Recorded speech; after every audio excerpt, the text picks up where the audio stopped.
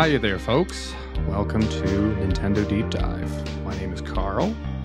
I am the creator and host of this podcast. To the uninitiated, Nintendo Deep Dive is a retrospective-focused Nintendo show all about retro Nintendo games and retro Nintendo machines, often featuring retrospective reviews. This time around, however, Nintendo Deep Dive is topical, and for that reason, this particular episode shall receive no numerical designation, speaking to those who might concern themselves with such things. Digression aside, we are going to be talking about Legend of Zelda Tears of the Kingdom.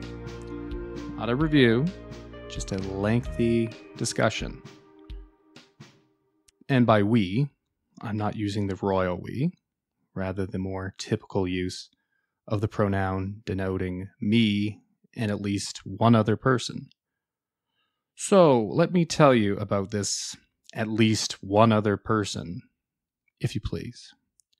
Steven is the creator of the Level 1 Sword YouTube channel, which provides a bevy, a glut, a smorgasbord, or maybe a heap of entertainment content. Examples given: Why I Will Miss Strategy Guides, or the Sony PlayStation Portable Hardware Retrospective series. That one's a bit wordy, but I'm sure you'll find it. Among many other well-produced videos, to be sure. Not the first time we've had him on, and hope it's not the last. And now that the red carpet's been rolled out, Steven, welcome aboard. Hi, I'm Steven. I'm the Zelda guy. Perfect. It's good to be back. I do like me some Zelda, and it's not completely, out of the wheelhouse for Nintendo Deep Dive, because Zelda is one of the stalwart retro series for Nintendo, so it goes back a long ways. Yeah, treasure trove. I don't mean to make it a commitment for you to be on every time I talk about Zelda, but even so, happy to have you on for another Zelda game. So, to give a breakdown of the show, we are going to begin by each of us providing our initial impressions of Tears of the Kingdom. Everything from its pre-release to the first 10 to 15 hours loosely. I mean, it's kind of hard to designate what's the initiating period with this game, with Steven taking the lead on that. Following that, we will go over 10 talking points that were vetted from several dozen in a way that Steven described as complicated and weird. But the reason I had each of us pick out the talking points we came up with is, well, simply put, it just ensures that each of us will be interested in what the other one has to say. Not that we're not normally interested, but, also makes it a little leaner. That's why I went with that. I think it will be fun in that way. But the first talking point, we will tag team. But for the remaining 9, each one of them will be broken down by the individual that provided that particular talking point, with further contributions from the other as necessary. As it goes, the 10 talking points are an even split between positive and negative. Following that, if we have time, we may touch on one or two more elements, followed by a statement from each of us concerning how we felt on the game's wrap-up. So, Steven, are you ready to get going on this monster? Hopefully not too big of a monster. Even so, though. Yeah, it's nice that we're giving the disclaimer that it's not going to be an exhaustive talk on the game, because I don't think you could do an exhaustive talk on the game shy of, a 10-hour long episode, which I don't know about you, but I don't have time for that. Yeah. We've gotten halfway there before, but true. I've been trying to avoid that. Man, not that it hasn't been fun, but yeah, no 10-hour podcast here.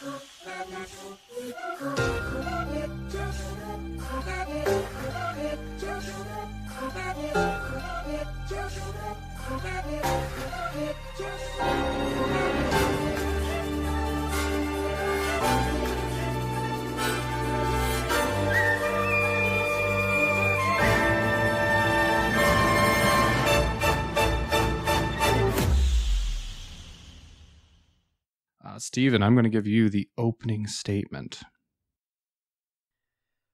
So, how to sum up this game?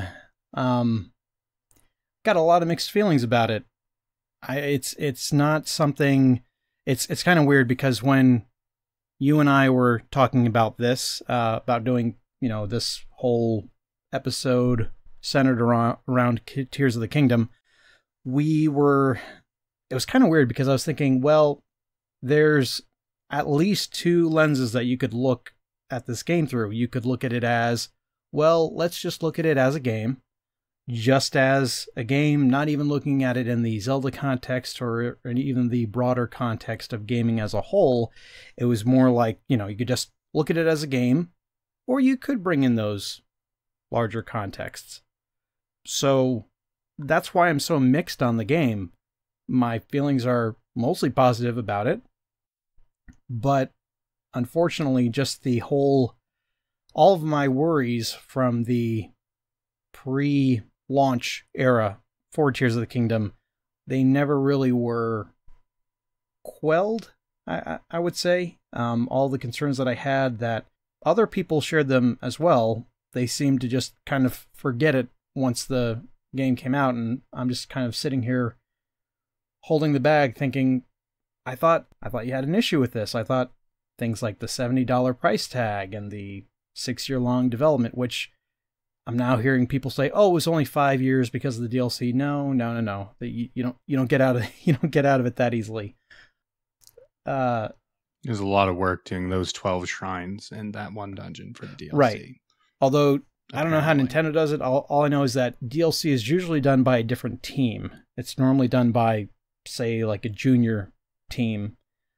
Usually the main teams for big games like this go to work on the next title, and they just kind of hand off the tools to the next team and say, "Here you go." And that's normally why DLC is not nearly as good as the main game, but I digress slightly.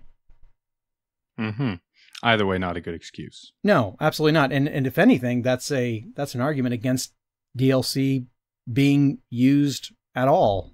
DLC and Breath of the Wild was the first time Zelda had any, and I mean, it was good, I would say.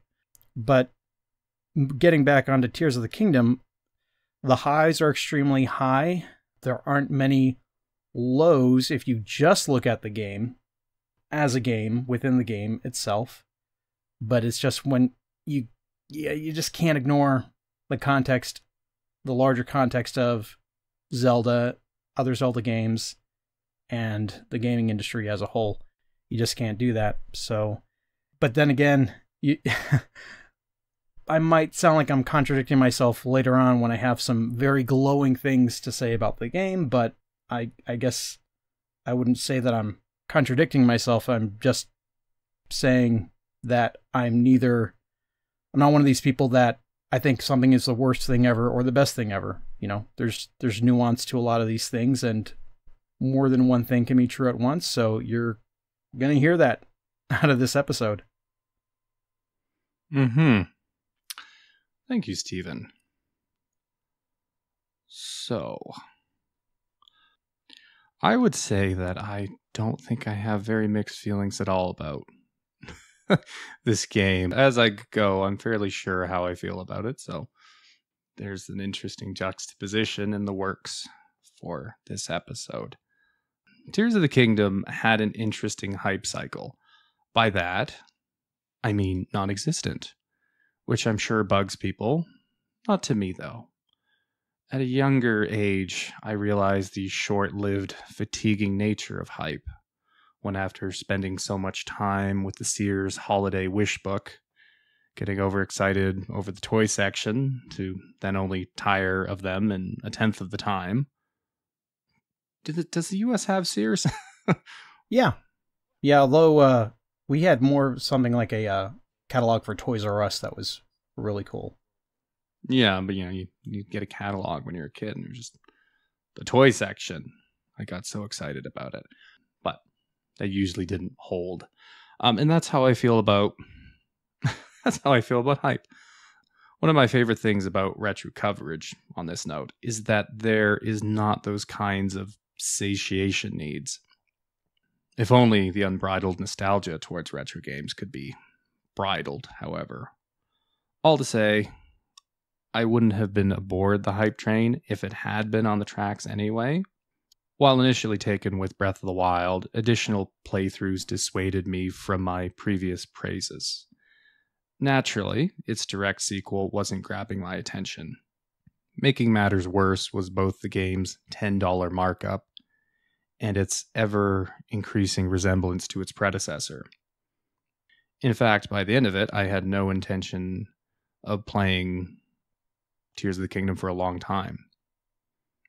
I wanted to finish off reviewing N64 games.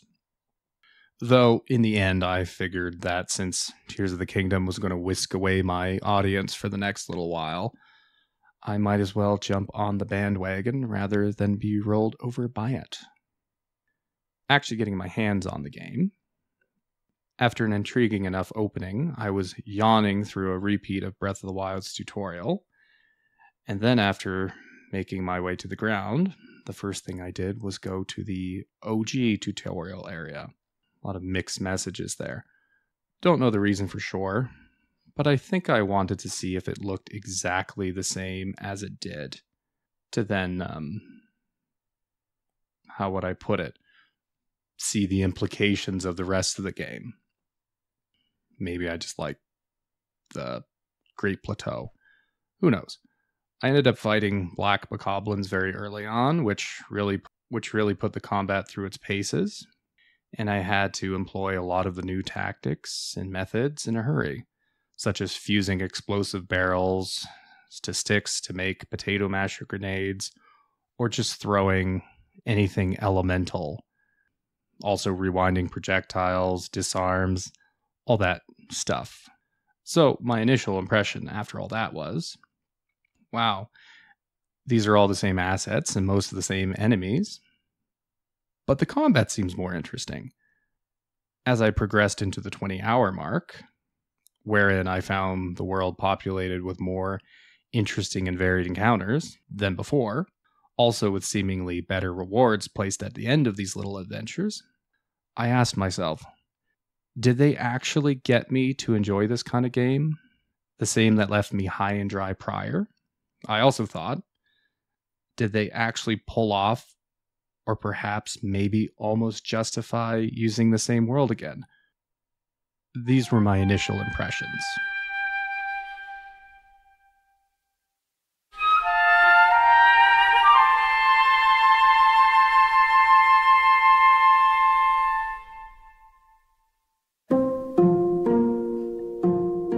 So, Stephen, you have the floor on our first main talking point, which is recycled content. Yeah, recycled content. Is it a good thing? Is it a bad thing? So, this was one of my main worries.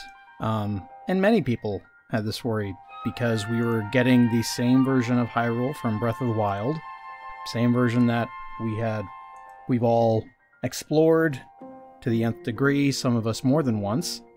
And that's the thing about getting a new Zelda game. You get a new world to explore. Sometimes they give you 2 games at once with 2 completely different worlds to explore. But we're way past those days. But talking about the reused content, it's not just the world. It's character models, it is music, it is NPCs, like you had mentioned before, story beats even.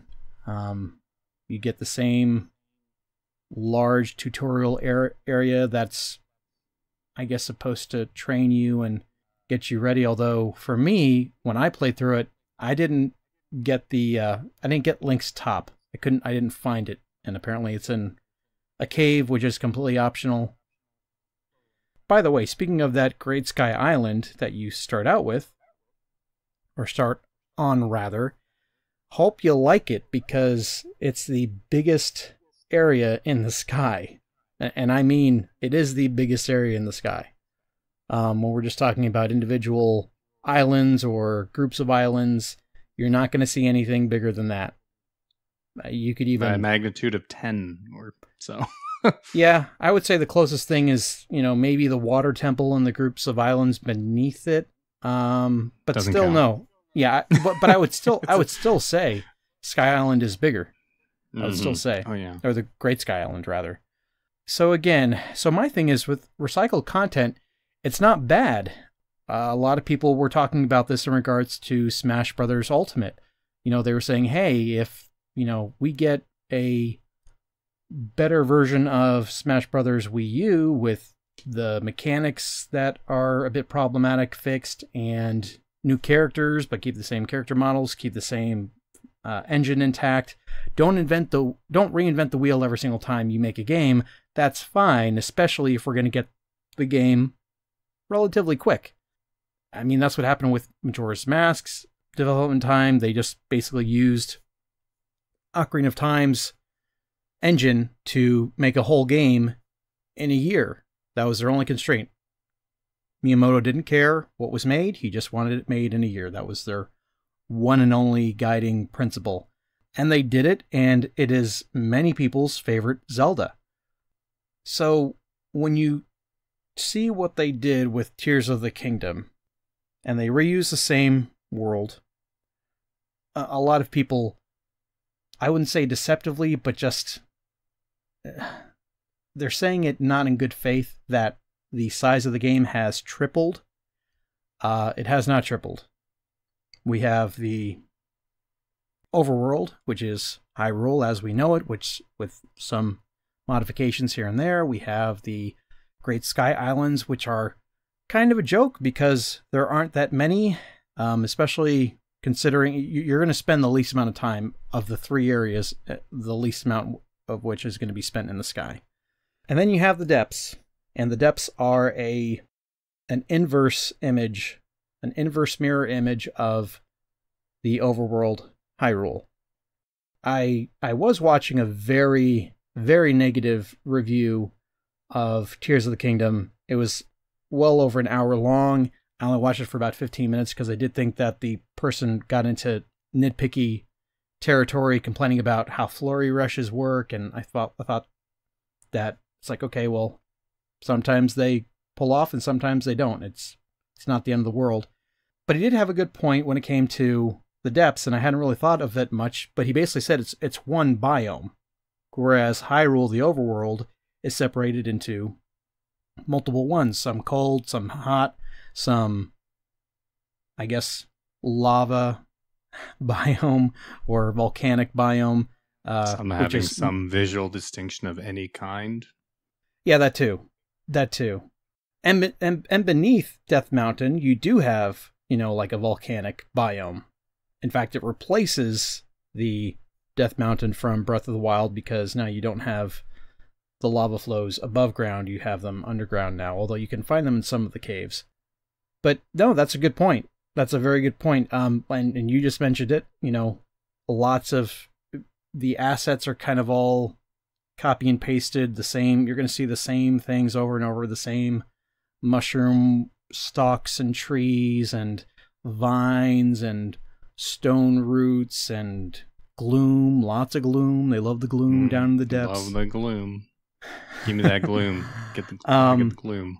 But yeah, and basically the only thing to really do down there is to explore, mine for zonite, look for the mines, and fight enemies, and pretty much it. You can't bring any. You cannot bring a horse down there, to my knowledge. I haven't seen a TikTok video or anything showing that it can be done. We haven't tried hard enough. Right. And that's going to be this game for a long time. It could be done. You just have to keep trying. You can do zonite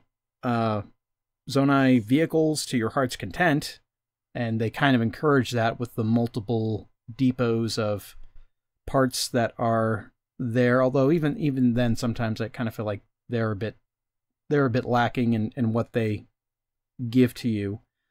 But yeah, getting back to this point of reuse content, I would just say the fact that the game took 6 years to make, when we compare this to the difference between Skyward Sword and Breath of the Wild, Skyward Sword launched in 2012, I believe.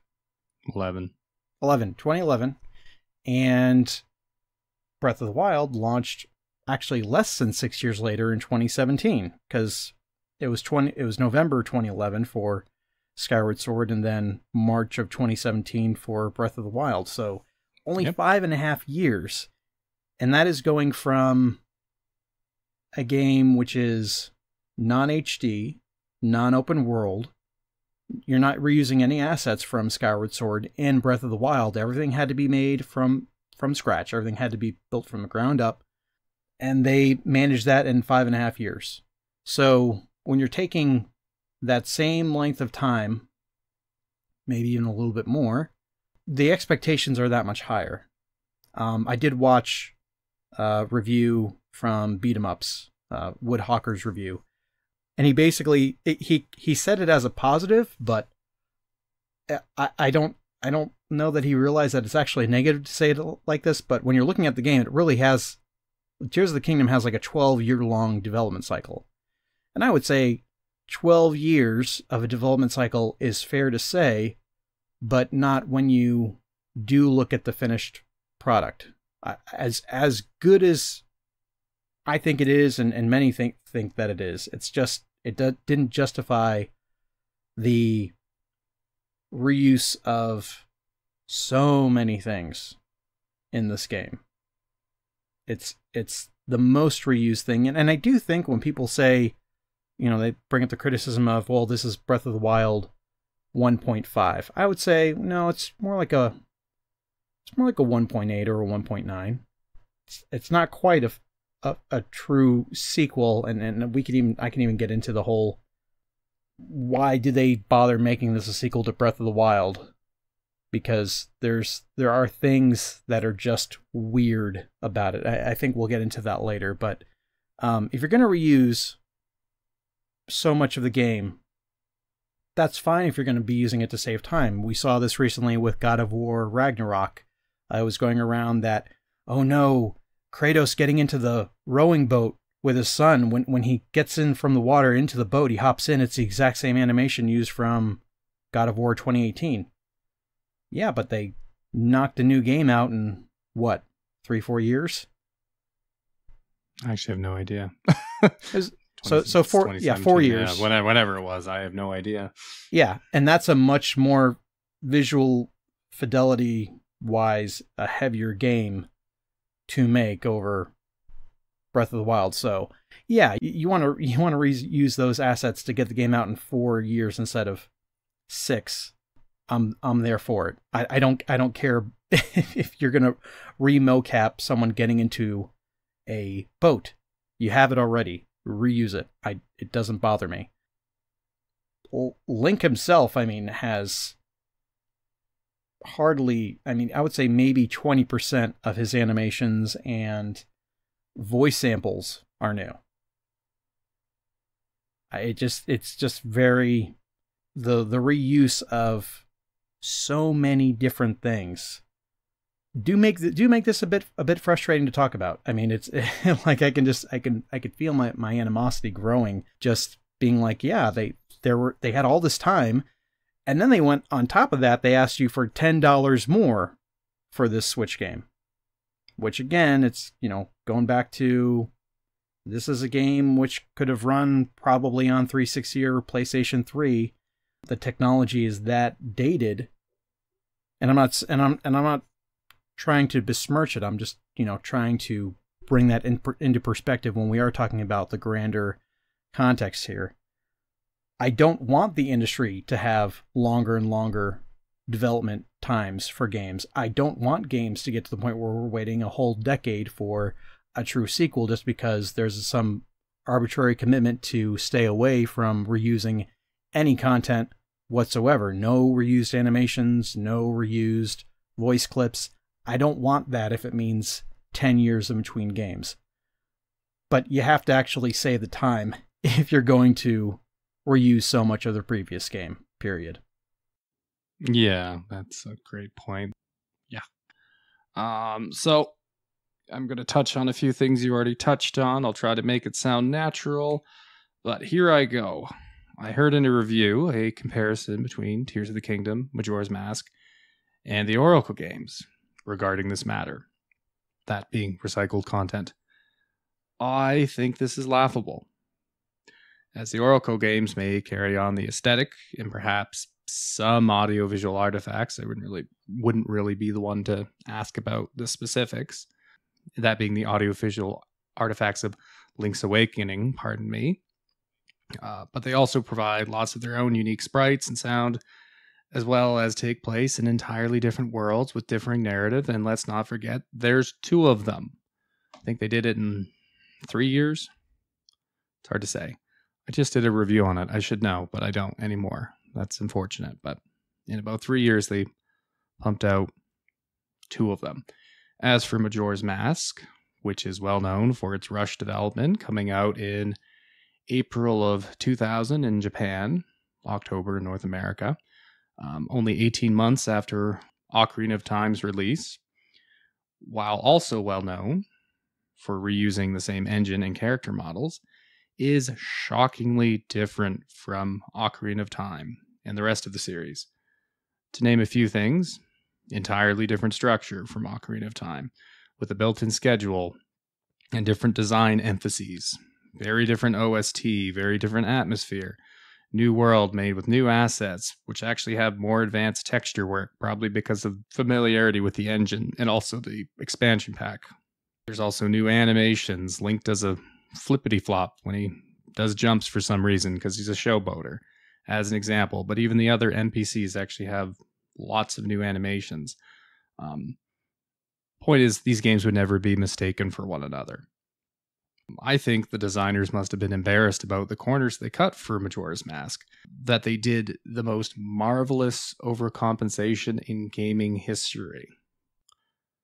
It's like in college when it wasn't for a test, it was just, some dumb assignment you hand in 10 minutes before class. You just copy some other person's work, but then you get shifty about it, and then you just rewrite it all so it looks entirely different. That's how I feel about Majora's Mask and Ocarina of Time, and how the developers must have felt about how they made Majora's Mask and cutting some of those corners. Anyway, compared to Tears of the Kingdom, which has the same engine, same world, with much of the same music, same UI, populated by mostly the same enemies, now with funky horns. No funky mode, but funky horns. That's a good continuation.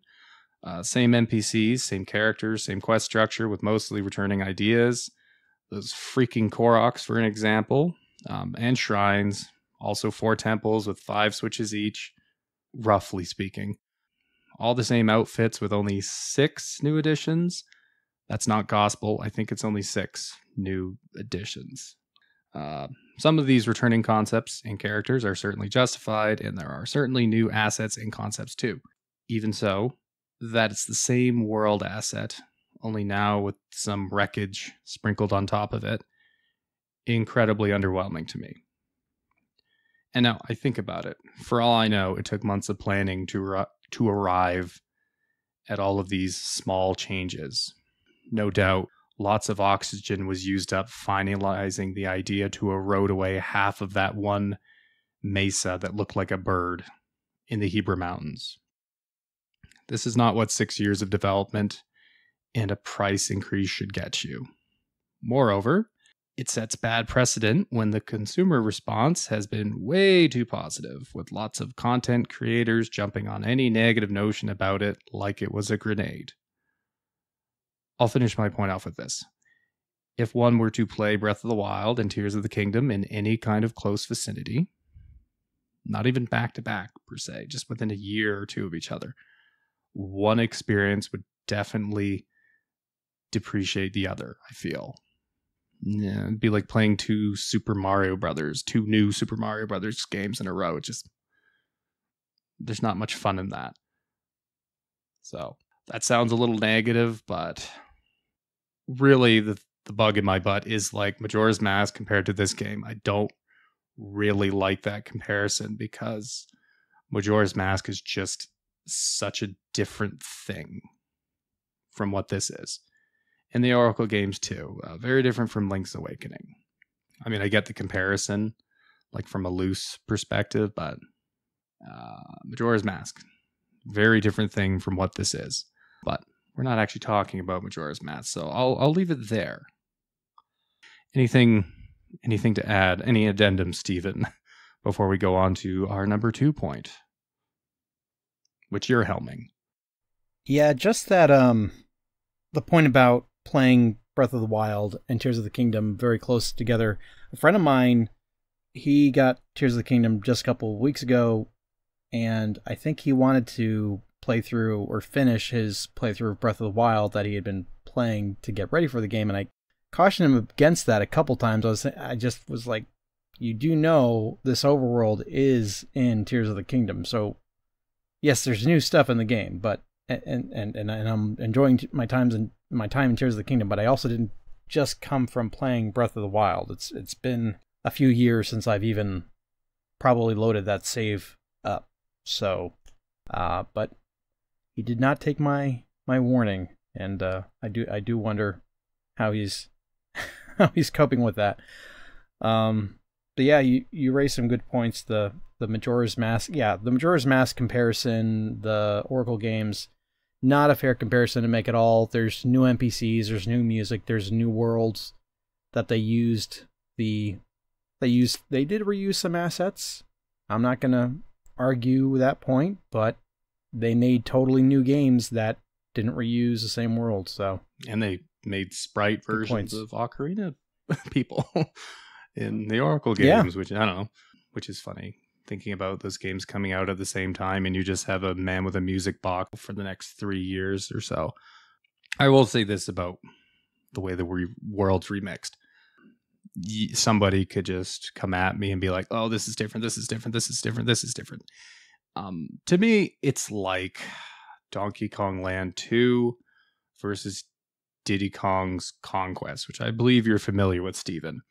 Because one's on the Game Boy, they definitely move things around because they're smaller real estate, and they definitely removed things around. Surprisingly, Grant Kirkhope's 8-bit version of those songs in from Diddy's Conquest, pardon me, which he was taking from David Wise, those sound really great. So there's actually one of the best reasons to play that game is for the new compositions. But like obviously in Donkey Kong Land 2, everything has been moved around. There's even some new ideas here and there. But if you're playing it, and I've played like Diddy's Conquest 3-4 times, while there may be differences in like minutia, it would be just as if I was playing Diddy's Conquest a second or fourth time, even though things have been moved around.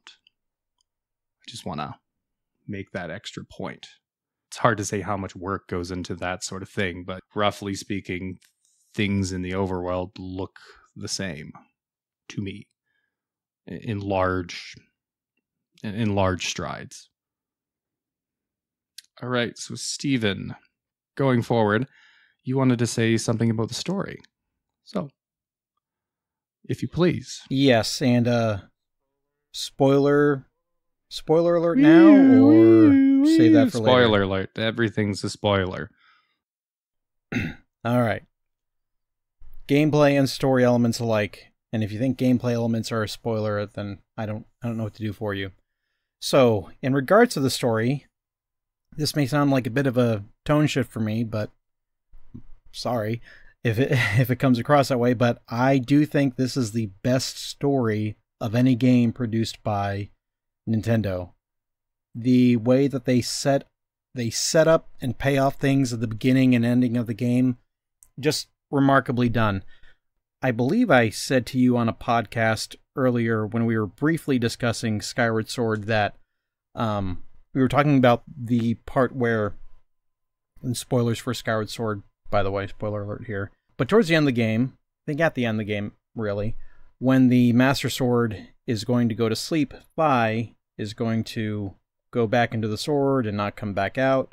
To everyone's dismay, I'm sure, all gamers everywhere will miss Fi. Anyway, she's got this, they play this really beautiful piano rendition of her theme. And she's got a great music theme. The music in that game is superb overall, but they really did a good job with the music theme for Fi. It's just kind of wasted on the character, unfortunately.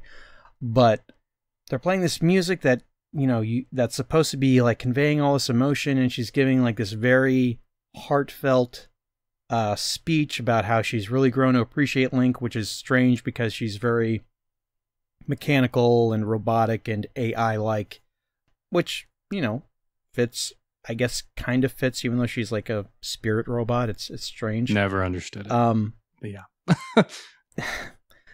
But she's going on, and you can kind of like seeing Link like kind of fighting back tears, and the whole time that played, my first playthrough, I was thinking, this is not a moment which you earned, story. Like this, you didn't endear me at all to Fi as a character. You just made her an obnoxious nanny walking me through the game that I did not need nor want. So to make me feel like I'm going to miss her, it didn't work. Now, Tears of the Kingdom, complete opposite. It is interesting because we don't really get direct sequels very often in the Zelda universe and timeline. It's only happened a handful of times where we get the same Link and Zelda straight from a previous title, and I think they used it pretty well, mostly well. There are some things that are a bit questionable as far as if you played Breath of the Wild, you might be asking yourself, well, where's that element from the story, and what about this? Why isn't that coming into play? So it's not perfect. It's definitely not a perfect story, but things like just Zelda becoming a dragon. It sounds dumb, but in the context of the story, it's great. And they hinted at it the entire time that they were showing this game, like trailers for this game. If you go back and watch the story trailers for this game, you can piece together that that's what happens to Zelda.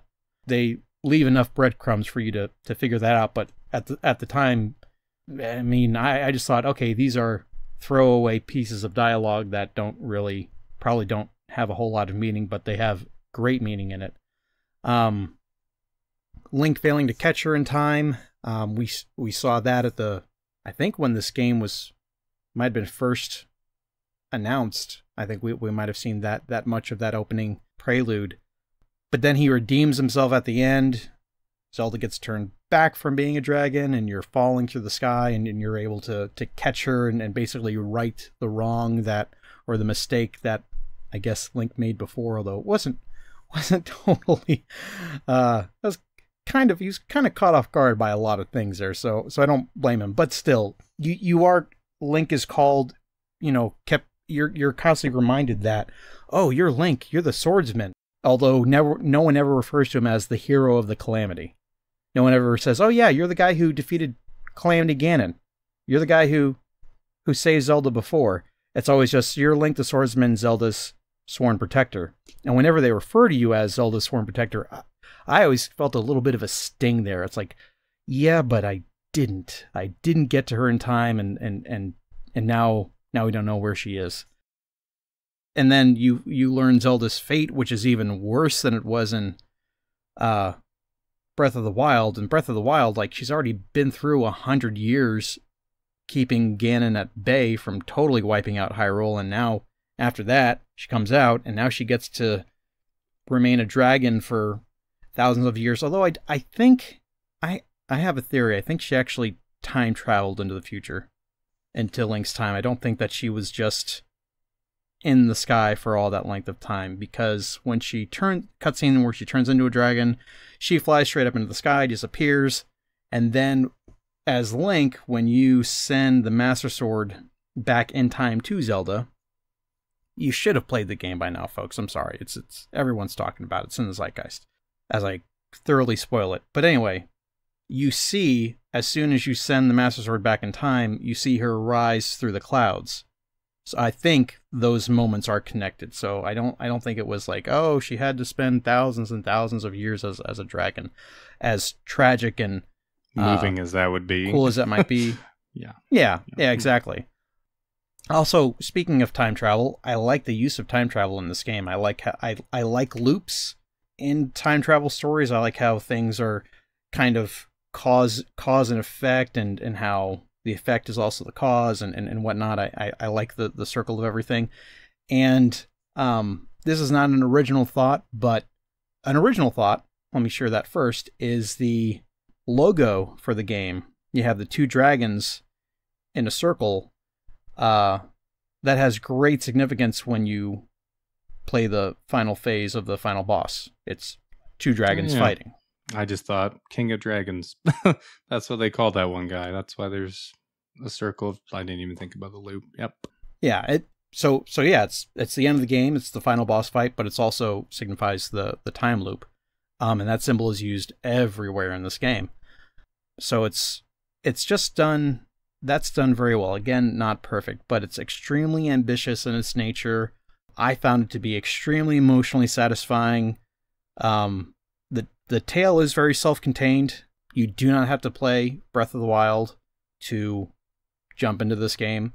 And the story did have me be a bit nervous. I mean, it had me thinking, is Zelda going to be stuck as a dragon? Once I pieced that all together, which I pieced out pretty early in the game. I went to one of the first places I went to was Korok Forest to hunt down the Master Sword, and the Deku Tree kind of fills you in and tells you like, oh, well, the Master Sword is here, and you can kind of see on your tracker on the map, but it's moving. And he's like, that's weird, it shouldn't be moving. And come to find out, you go to that spot on the tracker, and you're like, oh, that dragon has it. Well, why does the dragon have it? Oh, I sent this to Zelda. Oh, that was kind of like my realization before the game just outright tells you what happened. Mm-hmm. So that was cool. I liked being able to kind of piece things together myself before the game was able to just lay it all out for me. Let's see. You can talk about this for a long time because I don't have a lot to talk about for the story myself. Yeah, I will say, as a little bit negatory wise there, I'm not a fan of this fractured plot points. The titular Tears of the Kingdom are literally dragon tears that you're going around and collecting, and they're all given away visually by the giant geoglyphs that are dotting the landscape.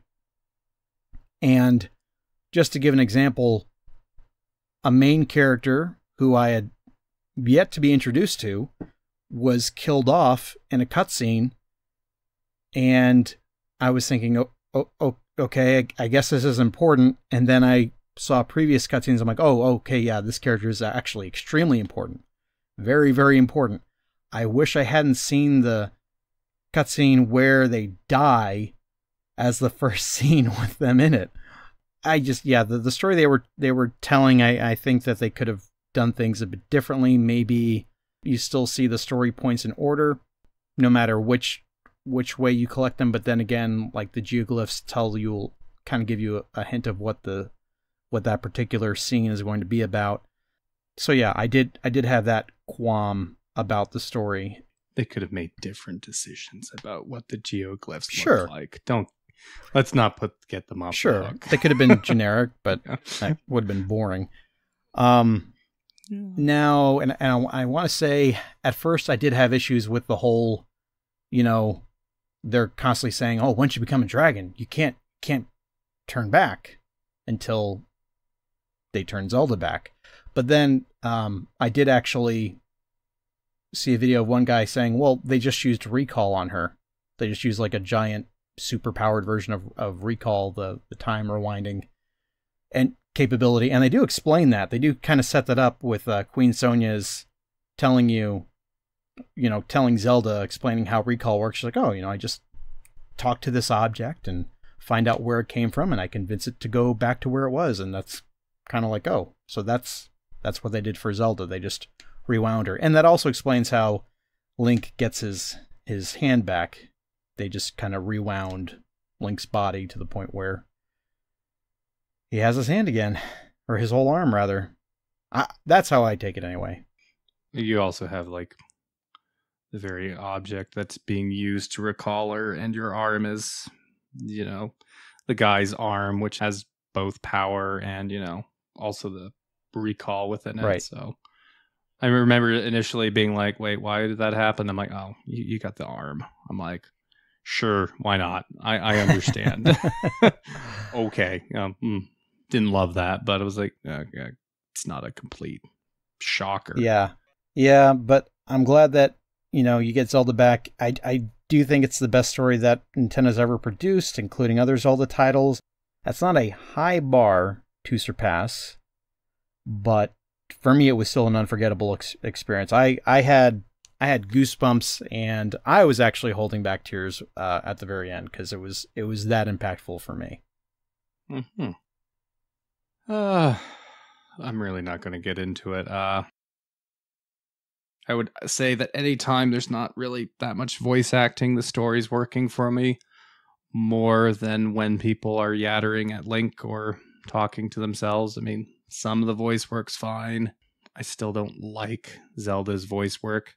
If you hear her normal voice, you're like, oh, that sounds like a good voice, but they're going for a thing and I'm not for it. But the specific moments I remember the story working are the ones where it's using gameplay to tell story. It's like, oh, they have that recurring motif where you're trying to dive for Zelda, and then when you go off the Great Isle, you do that dive. And in a similar way, I kind of connected that. And then when you're getting the Master Sword from the dragon's head, you're kind of doing a diving motion. And then you're diving for her at the end. I'm like, so yeah, they got some recurring motifs, which are mostly not spoken, and I thought those worked far more than, I don't know, other things when there's lots of talking. I don't feel that strongly about the story. I actually had you talk on the story because I was like, I just don't. When it comes to the story, I really just don't feel anything. Like, oh, it was fine. I think my main problem is that Link's story, the one that you're following with him, for the most part, is repetitive and provides no additional information. The nature of Puppet Ganon seems, what's the word? Contra something. It doesn't seem to help him that he's leading Link and the Sage to the Sage Stone that would, be part of his undoing. Not that it seems to really matter. Are you talking about the Zelda puppet? Yeah. It's just like, why don't you just lead them into a valley with 2 Lionels and then voila. I mean, I'm not going to really give it too much fault over these details. Like, go to here to get a medallion. Perfect. Great. I just thought the main, like you have gameplay and then you have story that kind of bookends that gameplay, and all of that stuff really didn't work.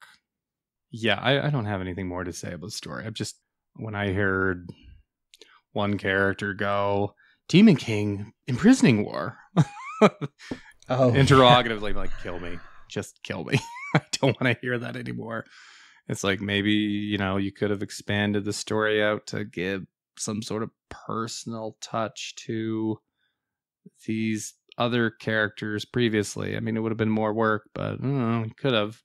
Rather than just, we're going to take the Urbosa character asset, just throw a mask on her and have her deliver this one line that never seems to go anywhere.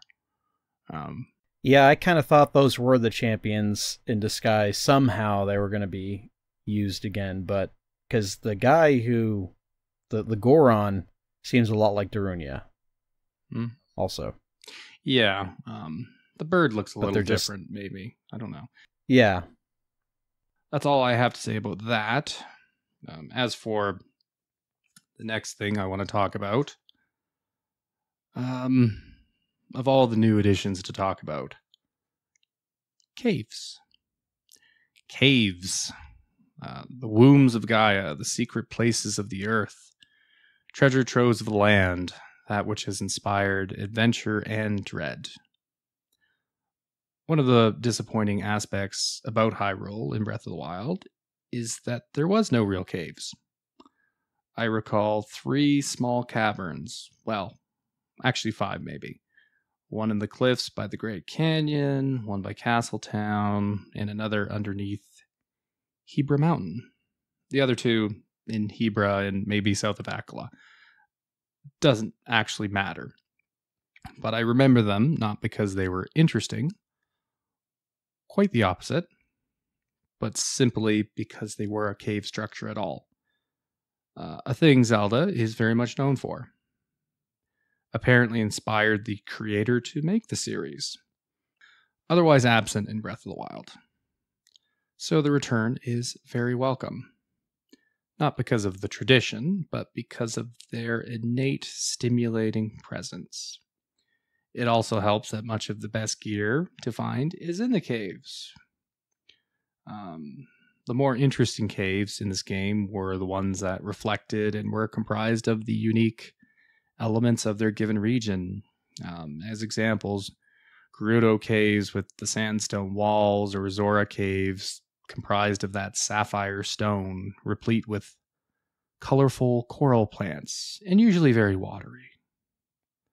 Though, being perfectly honest, the caves didn't hold my attention throughout the game's duration.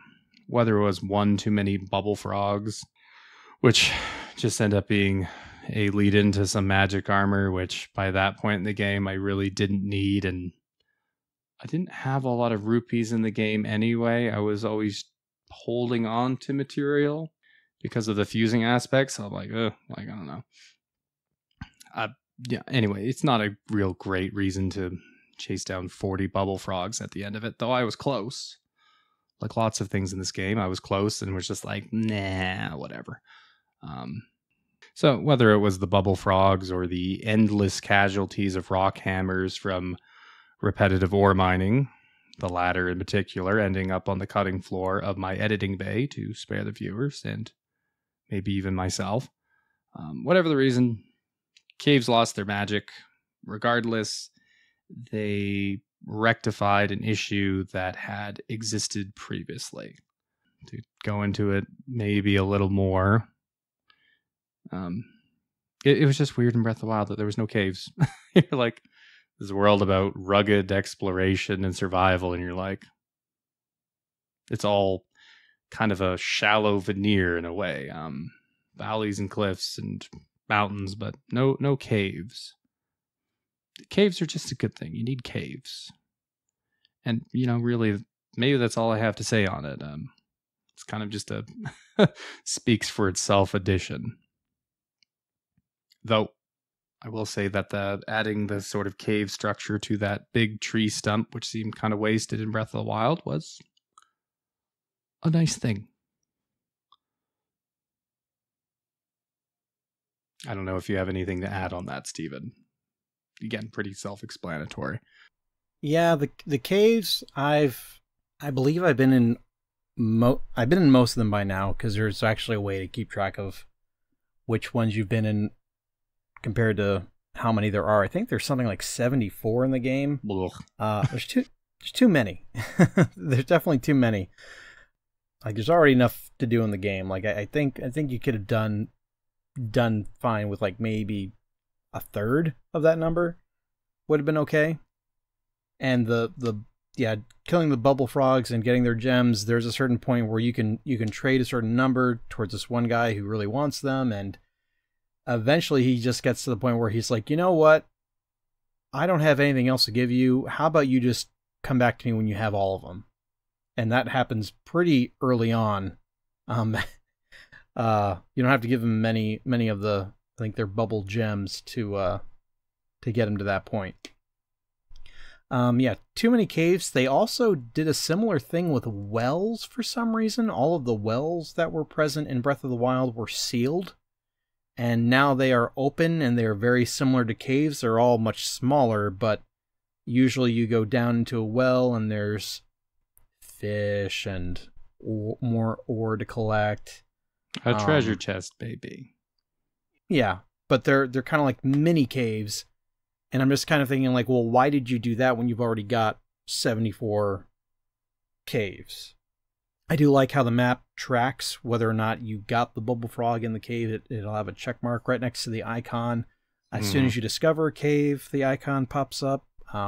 There's a nice gameplay element where it makes the Satori Mountain. I forget the name of the creature from Satori Mountain in Breath of the Wild, but A Satori.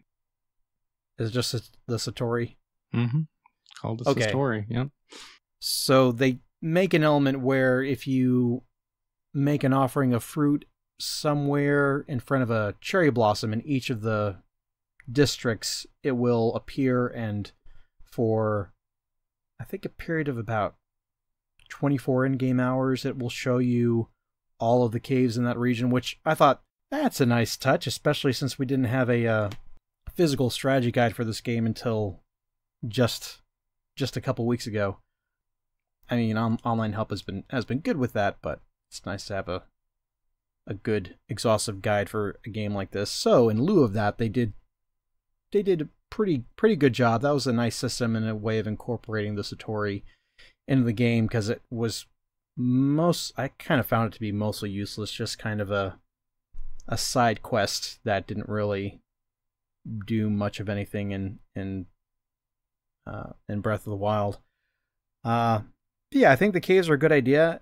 Interesting fact, the Ascend ability was a debug tool that they were using to exit caves quickly before it became part of Link's moveset. So I thought that was a neat little tidbit as to where Ascend comes from. It actually came from the caves and leaving them soon. But yeah, not much more to them. They do really, man, they do really wax old when you've been in your, I don't know, 50th something cave, and I'm like, I can't tell the difference between this one and the last one I went into. Some are very big, some are quite small. Yeah. It's quite it is quite frustrating when you're trying to find there's one around. Like, let's say you're tracking you set the tracker to something like a bright cap mushroom, and it's popping up, and bright cap mushrooms only grow in caves. So you're like, okay, I know there's something around here, and you just can't find the entrance, and you have to be at the exact right perspective to see the opening to a cave. That can be a bit frustrating. I would have stood for a little bit more leniency in actually finding them, but of course you've got that Satori thing, but that just means you have to find something else. You have to find the cherry blossom in the area to actually do that. It's kind of a lot of happenstance falling into place to make use of these things often, which I think is like kind of an ongoing thing in this game. But I'm thinking of caves. You did all the Master Koga fights, right? Yes. Gosh, there's that one. So it's in the wording, but you kind of just scroll through wording sometimes, or you don't take it that seriously. His last fight is beneath Rito Village. And you're looking for a chasm, and so I'm shooting myself up in the air looking for any pink, gloomy looking opening, and I think I had even thought of this, but at that point I was too lazy. I had been looking for this for 4 hours. I'm relentless. I don't like walkthroughs. I will find it, but eventually I did use a walkthrough, and it's like, oh, there's like a little cave entrance off Rito Village's high cliffs, to get you there. And I'm like, oh, you buggers. Yeah. Like, you know what you were doing. That was the hardest cave for me to find by a long stretch. Yeah, I mean, again, caves, as I said, they lost their luster at some point, but it was just weird that Breath of the Wild didn't have them. It's like, why not? Like, was it so hard? I don't like that they turned the Shrine of Resurrection into a normal cave. Well, they gutted lots of things. It turns out the Sheikah were canceled. Like, we're gonna get rid of them. No, everyone just happens to be researching Zonai artifacts. Everybody is researching Zonai stuff. Yeah. It's an odd continuance error, or continuity, whatever you want to call it.